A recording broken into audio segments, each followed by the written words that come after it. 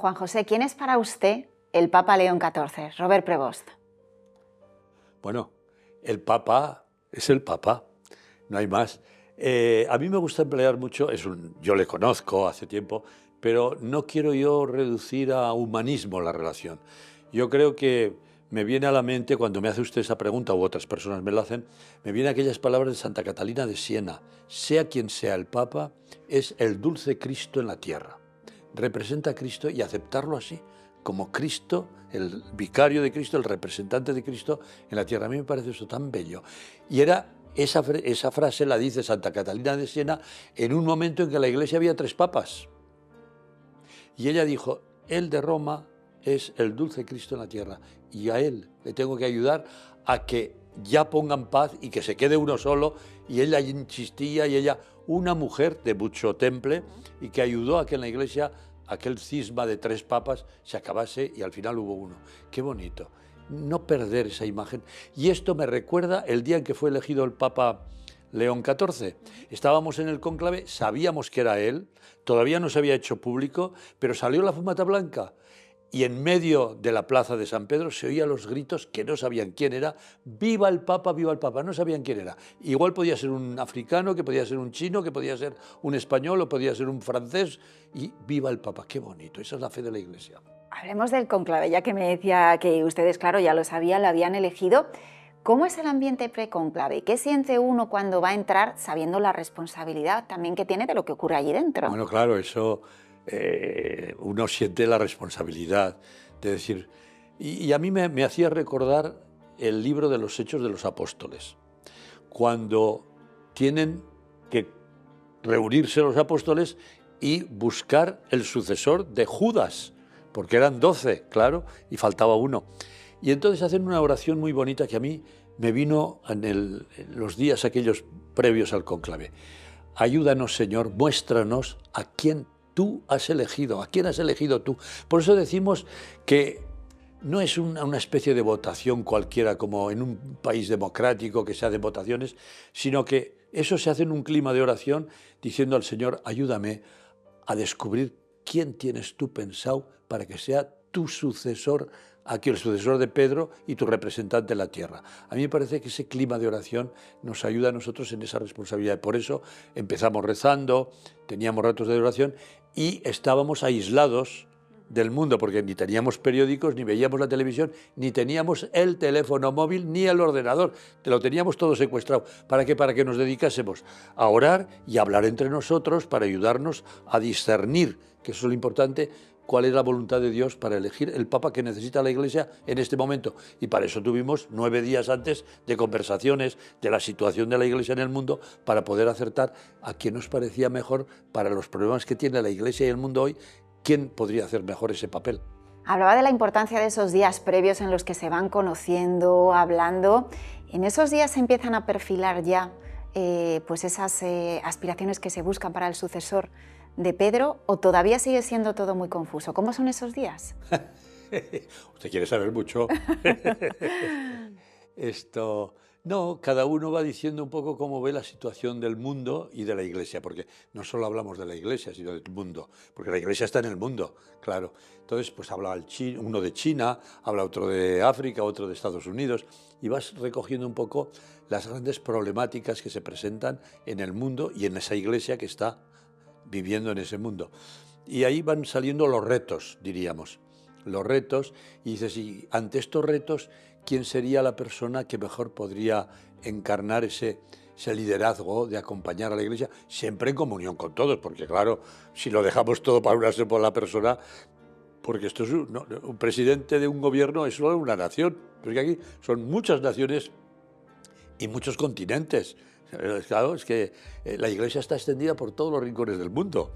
Y entonces, ahí y entonces uno va reflexionando. Yo tomaba nota de todo lo que iban diciendo, y esto lo guardo, y esto me ayuda a pensar cuál es la problemática pues, en África, en América, en Canadá, y les escuchaba, y esto te ayuda a reflexionar. Y luego esto lo compartes con lo que se llama el discernimiento, yo te comparto, tú me compartes, pues sí, ahora ¿quién podría ser? Y vamos diciendo nosotros nombres, cosa que los periodistas lo hacen desde otro punto de vista y lo sacan, y los que entraban esto ya papas, pues salieron todos cardenales. Sin duda, sin duda. Está muy bien. Porque luego en el cónclave, ¿hay momentos de verdaderas dudas o todo es mucho más sereno?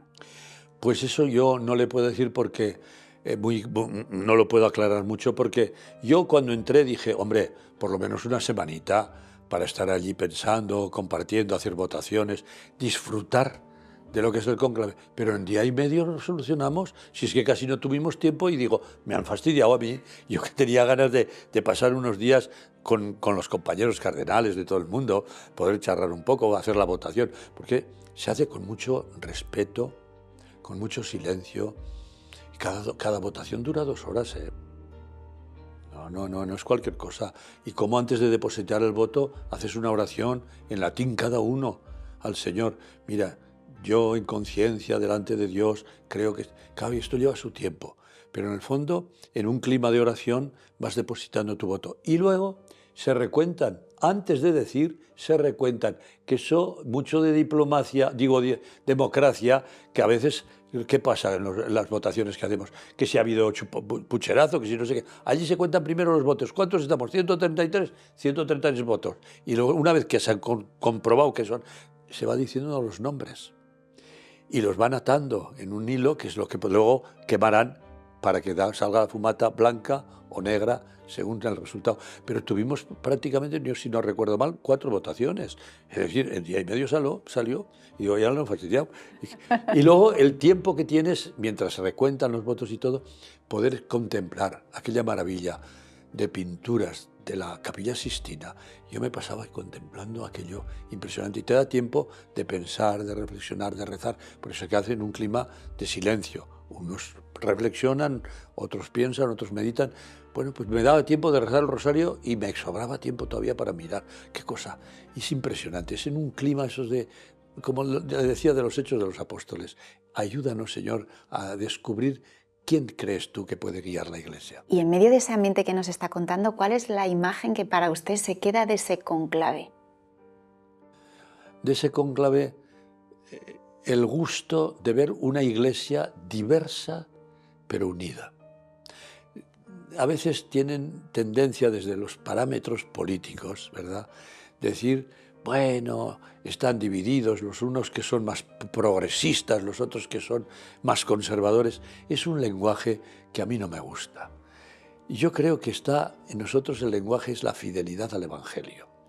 Desde la realidad en que yo vivo, ¿cómo puedo ser fiel al Evangelio? Claro, ahí hay matices, porque hay unos sitios, por ejemplo, países bajo una dictadura o una persecución, pues la problemática que viven es de una manera donde hay libertad religiosa, donde hay un buen entendimiento entre los gobiernos, donde la sociedad y la Iglesia hay un buen entendimiento, porque todos trabajamos por el bien común.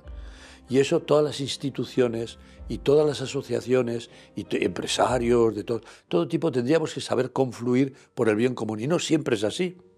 Y eso a mí me ayudaba a ver que en esa diversidad nos entendíamos y nos escuchábamos y veíamos cómo podríamos construir una mejor Iglesia, presencia de Dios, presencia de Evangelio en este mundo tan diverso. Y a mí eso me quedó el gusto de decir, trabajamos unidos, nos queremos, nos respetamos, aunque somos diversos.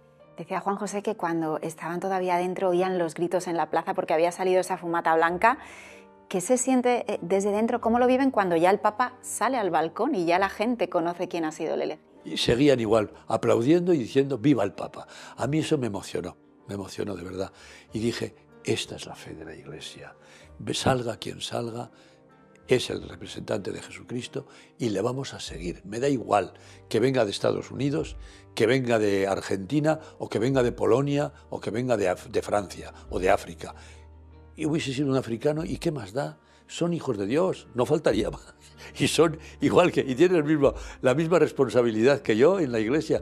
Qué bonito. Yo que he sido misionero en el Congo, pues me parece tan bonito ver compañeros míos que eran sacerdotes allí en la misión donde estaba, o el obispo que era africano y me daba permiso para poder celebrar la Eucaristía allí, me recibió como misionero en África y vivíamos todos con la preocupación de esa iglesia que iba creciendo en el Congo. Digo, pues es tan bonito, cada uno aporta lo que sabe y lo que es. ¿Qué cualidades tiene para usted Prevost? Bueno, yo he trabajado con Robert Prevost durante 4 años en el dicasterio, que es el ministerio, dicasterio de obispos, que son los que estudian los candidatos para ser obispos y que se presentan al Papa, la terna, para que él nombre, decida, pero aconsejado por el grupo que estamos allí, que somos unos 29 personas, más o menos, y donde hay también 3 mujeres, que eso es muy bonito, porque el criterio de la mujer, también esa intuición femenina, ayuda mucho a descifrar las cualidades de cada candidato y se lo decimos al Papa. Y yo allí le conocí a él, venía del Perú, ni sabía que era de Estados Unidos, de Chiclayo, pues empecé a hablar en castellano y el hombre hablaba perfecto castellano, con el acento peruano, pero bueno, y ahí empezamos la relación y había algunas dificultades o algunos temas que había que resolver con la Conferencia Episcopal Española. Yo era presidente de la Conferencia Episcopal Española y empezamos a hablar, pues ya, dame tu teléfono, yo te doy el correo electrónico y resolvimos los problemas que había, porque ya era de tú a tú, ¿verdad? Y a partir de ahí, 2 años estuvimos charlando en las reuniones que teníamos y lo nombran prefecto, es decir, el jefe de ese dicasterio, lo nombró el Papa Francisco, porque el anterior ya tenía que dejarlo por la edad y por los años que llevaba de prefecto. Y bueno, pues yo venía de España, pues los problemas de España lo hablaba directamente con él, por la noche si había algún problema entre semana nos llamábamos. ¿Y qué descubro yo en él? Un hombre muy sencillo, en las distancias cortas, entrañable. En público parece que es timidín y tal, pero un hombre que escucha mucho, que reflexiona, no es el papa dicharachero que era Papa Francisco, que salía muy argentino y muy simpático, pero tiene claro lo que quiere, hacia dónde quiere ir, contando con los demás. Y a mí me parece eso precioso. Yo si tuviese que decir 3 cosas que a mí del Papa actual me gustan mucho, aparte de la sencillez, de que escucha y que tiene claro a dónde quiere ir, eso lo tiene muy claro.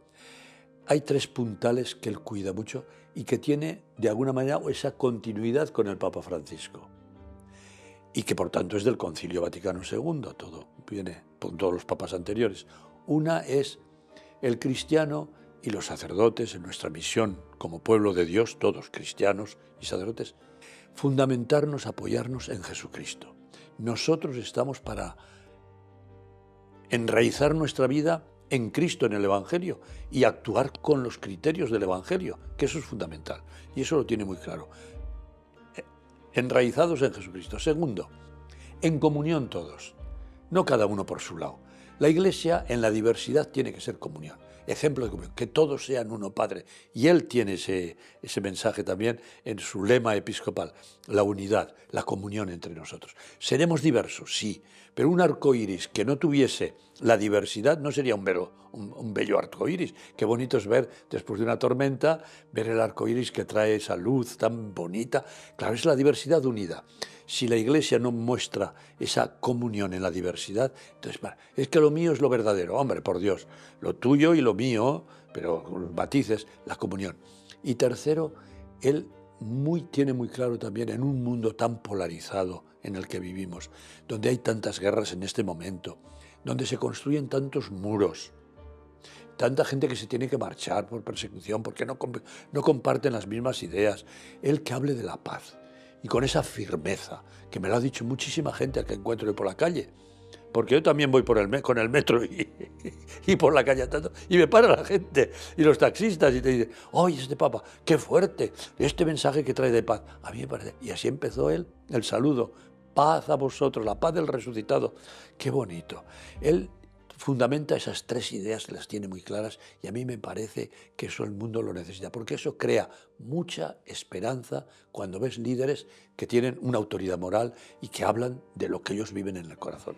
Porque claro, esos líderes, es el líder religioso, es un líder espiritual, pero también tiene un componente político. ¿Cómo se enraizan esas cosas? Ay, pues eso ya se apañará él, le debe ayudar el Espíritu Santo, como no me ha tocado hacerlo. Pero yo creo que, en el fondo, cuando uno es honesto, cuando uno escucha a todos,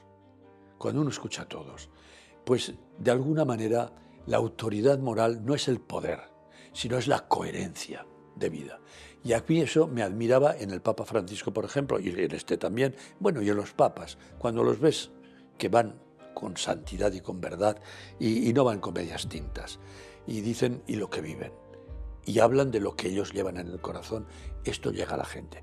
¿Cuánta gente he encontrado yo que no iban a la iglesia, que no tenían mucha simpatía con la iglesia, pero decían, el Papa Francisco, por su manera de ser, por su manera de decir las cosas, por los mensajes que trae, me ha reconciliado con la iglesia? Y a algunos un día le dije, mire, en el Camino de Santiago van muchísima gente, unos por hacer deporte, otros por fe religiosa y otros simplemente por curiosidad cultural, porque ven sitios preciosos y el mismo Santiago de Compostela con lo que significa. Empiezan con una idea que no es cristiana ni de fe, empiezan el camino y durante un mes tienen tiempo de pensar, de reflexionar, y me decían los canónigos allí de Santiago de Compostela, llegan y se vienen a confesar y me dicen, mire, yo empecé el Camino de Santiago sin ningún motivo religioso y he acabado aquí en el confesionario. ¿Y sabe lo que me ha traído aquí? Pensar en lo que dice y hace el Papa Francisco. Se lo conté un día. Le dije, mire usted, no sabe, no va al Camino de Santiago, ni predica. Usted predica desde aquí, desde Roma. Pero mire lo que me han dicho, y muchos se confiesan y se reconcilian con la Iglesia. Se emocionó el Papa Francisco, se le quebró la voz. Decir, es muy bonito eso. Eso es un líder que tiene autoridad. Y ojalá todos lo tuviésemos, esa autoridad. ¿Cómo eran las distancias cortas el Papa Francisco?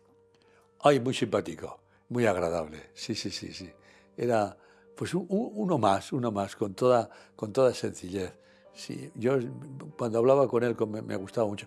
Yo recuerdo un día, estábamos en el Consejo de Cardenales, en la reunión, y paramos un poquito a tomar un café, él con su carrito de ruedas, y le digo, claro, nosotros nos levantábamos más deprisa, y le digo, mire, hoy cumpleaños mi madre, que murió hace poco con 100 años mi madre, y le digo, ¿le quiere llamar? Dice, ahora mismo, pues márcalo. Marco el teléfono, se le pone y le empieza a hablar con mi madre con toda normalidad. Digo, eso lo haríamos con personas importantes. Y pues yo lo hice con toda sencillez y me da el teléfono y a los pocos minutos le llamo a mi madre y digo, ¿qué tal te ha ido la conversación con el Papa? Y dice, ¿qué Papa? ¿Que me ha llamado? Digo, sí. Dice, yo pensaba que era el vecino de arriba que me llamaba para charlar un rato. No le distinguió porque con toda normalidad hablaba con mi madre o con quien sea. Y dices, qué bonito. Cogía el teléfono y llamaba. Mi obispo auxiliar, con 49 años, que coge cáncer y se murió. Y cuando estaba la madre de él, desesperada, era de Mallorca, la pobre mujer muy preocupada, y le dije, Santo Padre, llámele a la madre que le dará mucho consuelo. A los no sé, 6 o 7 horas ya la había llamado para animarla. Lloraba aquella mujer. El Papa me ha llamado. Esa humanidad, esa cercanía. Yo estoy en el Palazzo Apostólico del Vaticano y estoy desconectado del mundo. No, él estaba a pie de calle. Por eso hablaba de la iglesia hospital de campaña, cerca de la gente. Él lo había practicado, por eso decía que los curas tengan olor a oveja, es decir, que vayan por... Y esto lo practicaba él. Y lo practicó hasta el último día, porque le vimos en ese domingo de resurrección dando la bendición Urbi et Orbi entre la gente, y yo creo que ninguno nos esperábamos que esa fuera su despedida, ¿no? Pues yo le vi muy débil, que casi no podía bendecir. Digo, pero ¿cómo lo sacan si ya casi no puede ni bendecir? Pero esa fuerza de estar cerca de la gente a mí me impresionó. Y al día siguiente era lunes de Pascua, después de la Semana Santa y la Cuaresma, con mis obispos auxiliares y mi secretario, dijimos, vamos unos días a descanso a una casa de ejercicios, y nos pusimos en camino a las 8 de la mañana, después de celebrar la Eucaristía y desayunar, pues nos ponemos en marcha. Y a mitad camino, yendo a Gerona, me llaman que se ha muerto el Papa Francisco. ¿Qué me dices? Dimos media vuelta y me volvió corriendo. Y una cosa curiosa, convoqué enseguida a la gente. Por la noche yo en la catedral celebraba una misa por el eterno descanso del Papa Francisco, porque al día siguiente me iba a Roma para participar del cónclave. Y a la salida de misa, unas mujeres que me paran en la catedral. ¡Ay, va usted a Roma, al cónclave! Sí, sí. Mire, que salude, somos de Chiclayo. Ah, mira, de Chiclayo. Yo conocía a Chiclayo, que había estado allí, porque el anterior obispo a Prevost era Jesús Moliné, uno de la diócesis de Zaragoza, de donde soy originario yo. Yo había estado en su ordenación y le conocía. Pues tenía simpatía. Ay, Chiclayo estaba allí. Mire, queremos mucho a Robert Prevost, que estuvo allí de obispo muchos años. Dele muchos recuerdos de nuestra parte, que le queremos mucho y le recordamos. Y nada más llegar al cónclave se lo dije. Y yo, se alegró, se alegró. Qué cosas, mira, uní allí en un mismo día la muerte, el cónclave y el futuro papa, que yo no lo sabía. ¿Quién le iba a decir, ¿Quién le iba a decir? Y para terminar, Juan José, con el Papa León, ¿cuáles son los principales retos, cuáles son los principales caminos que tiene la Iglesia en este momento? Bueno, yo creo que evangelizar es el primer reto. La Iglesia no está más que para evangelizar. Pero ¿cómo evangeliza? Este es el tema. ¿Cómo mostrar el Evangelio? Solo hay un camino. Solo hay un camino, que es el del amor. El amor a todos. El perdón a todos. El abrazo a todos, creando fraternidad. Y eso es lo que tiene que hacer la Iglesia. No ayudar a la confrontación, sino a la unión. Y no es peleando. Y ayudando a romper muros. Y sobre todo, ese amor hacia lo más pequeño, a aquellos que no mira a nadie. Yo recuerdo mucho, y lo digo, en el Evangelio tenemos un pasaje que a mí me impresiona siempre, que es cuando, según la ley de Moisés, a una mujer acusada de adulterio, los hombres están con la piedra para apedrearla. Y aparece Jesús. Y le dicen, esta es una adúltera, según la ley de Moisés hay que apedrearla. Y yo me digo, ¿y el hombre no hay que apedrearlo? Solo el adulterio lo ha cometido ella, con algún hombre habrá, pero al hombre no. En una sociedad machista, Jesús pone en el centro a la mujer. Quien esté sin pecado que tire la primera piedra. Nadie te ha condenado, yo tampoco. Venga, la restituye en dignidad y la mete en el centro de la sociedad. En el primer siglo de nuestra historia moderna, ¿verdad? La antigüedad ya no lo cuento, pero en el siglo cero, Jesús ya pone la dignidad de la mujer en el centro. Ahora nos parece que hemos descubierto el Mediterráneo. Si está en el Evangelio, ese respeto a lo pequeño, a lo que el mundo desprecia, al que no mira, y esos pobres leprosos que no los querían ni tocar, y Jesús se acerca y lo toca y lo cura. Es decir, cómo cambia cuando uno lee el Evangelio y cuando lo cree de verdad, es que le cambia el corazón y la vida. Y por eso entiendo a San Francisco de Asís, que el Papa Francisco tomó el nombre de... Y Prevost es así también, Prevost es así también. Que ve a un leproso y la repugnancia de tocarlo, pero siente una emoción interior de decir, le tengo que abrazar, que es mi hermano, que es Cristo. Lo toca, lo besa y dice, nunca había encontrado tanta paz en mi corazón, tanta alegría después de haber abrazado a un leproso que en aquel tiempo creían que se contagiaba solo con tocarlo, por eso los tenían rechazados. Hoy en día se puede tocar a un leproso, no pasa nada, pero impresiona esto, esa actitud de amor, de entrega y de servicio a lo más pequeño, y mirar el mundo desde los más pequeños y no desde los más ricos que están en el poder. Esa es una mirada que la Iglesia tenemos que hacer, que no siempre lo logramos, pero que lo deseamos hacer. Juan José, muchas gracias. A usted y a los que vean el programa, muchísimas gracias.